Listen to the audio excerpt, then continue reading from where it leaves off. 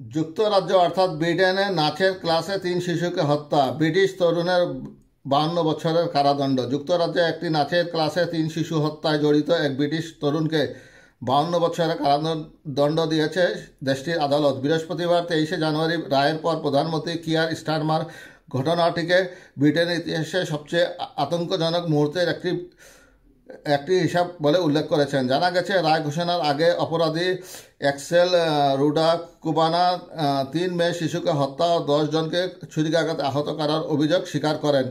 গত বছরের জুলাইয়ে সাউথপোর্ট শহরের Hart Street Taylor Swift yoga ও নাচের কর্মশালায় এই হামলা চালায়।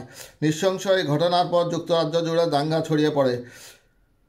পরবর্তীতে গ্রেপ্তার তরুণ সম্পর্কে একটি ভিডিও পোস্ট করেন উগ্র ডানপন্থীদের ইনফ্লুয়েন্সার অ্যান্ড্রু টেট।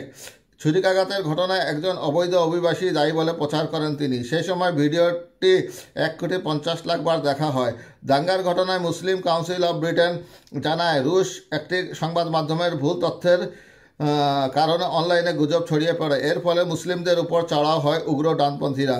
মামলার বিচারক জুলিয়ান গুজ বলেন, এক্সেল রুড কুবানকে অন্তত 52 বছর কারাভোগ করতে হবে। হামলা চালানোর সময় তার বয়স 17 বছর থাকায় আমৃত্যু কারাদণ্ড দেওয়া হয়নি।